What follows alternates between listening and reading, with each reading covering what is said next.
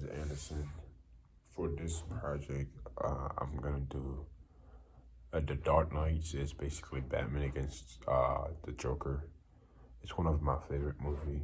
It's actually one of like the greatest, I would say, a great example of interpersonal communication, especially like when people stop listening to, you know, like when they stop listening or get into like intense conflict.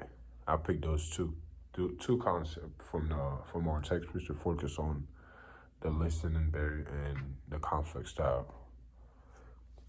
So the first concept is from chapter 5. It's all about like why people sometimes don't really listen. I'm looking at those three key I pick is like selective attention and perception listening and defensive listening too. Basically, the people turn into what they want to hear. Like people want to turn to what they want to hear and pretend to listen when they were checking out or like ignoring them or get like super defensive when they feel like criticized. For the first scene, it was at the dinner table. They have a conversation that shows that between Bruce Wayne having a conversation between Bruce Wayne and Harvey Dent and Rachel, where Bruce Wayne just showed up to the hotel, and Bruce is half listening to what Richard is saying, like he nodded or smiled, but he really not really engaged. That's passive listening. Like he's not really pay attention and stuff like that. Meanwhile, like when Harvey kind of like feels like Bruce Wayne is challenging his view about justice, so he get like a little defended about like Batman should not be doing this. Batman is that and that, and Bruce like he only like that's like defensive basically, and Bruce he only like really pay attention when the conversation shifts to his care about like the Gotham or what justice meant to him, and that's like selective attention. I'm gonna play a clip, 30 seconds where they're having the conversation and they basically talking back and forth and stuff like that. That okay? Is Wayne Manor in the city limits? The Palisades? Sure. You know, as our new DA, you might want to figure out where your jurisdiction ends. I'm talking about the kind of city that idolizes a masked vigilante. Gotham City is proud of an ordinary citizen standing up for what's right. Gotham needs heroes like you, elected officials, not a man who thinks he is above the law. Exactly. Who appointed the Batman? We did. All of us who stood by and let scum take control of our city. But this is a democracy, Harvey. When their enemies were at the gates, the Romans would suspend democracy and appoint one man to protect the city.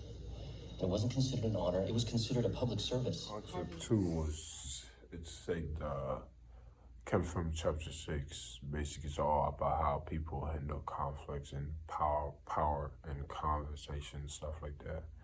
The three main stuff I used was conflict style and power dynamic and relationship goals.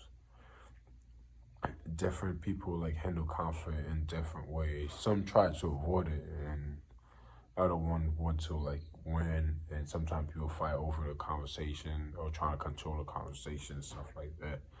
And you can see in the Batman, like in the room, like in the integration room, where I'm about to show a clip, it's like you can see Batman and Joker are arguing, like one of them want to win and one of them want to control what he's saying, stuff like that.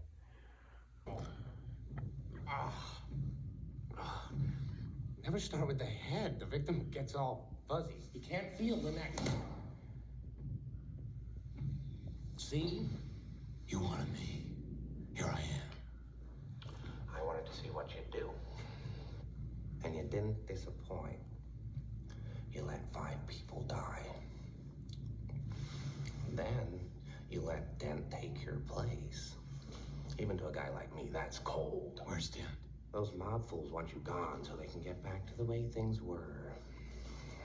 And scene 2 in the room, it's like a room like where like they ask you questions. It's basically like Batman interrogating the Joker, like come hot and start like Eddie's facing the table, trying to take charge and trying to beat him up. That's basically like competing conflict style. But the Joker flip the script. Basically, you get inside of Batman's head, and he controlled the conversation without even touching him because he was handcuffed and stuff. Basically, that one too. That's a big power shifting, and it really messed with Batman's head and stuff like that. You can see how Batman stick between being a hero and crossing the line that ties into relationship goals, and he wants to protect people without become like the Joker. Without he want to protect the whole city without being the bad guy.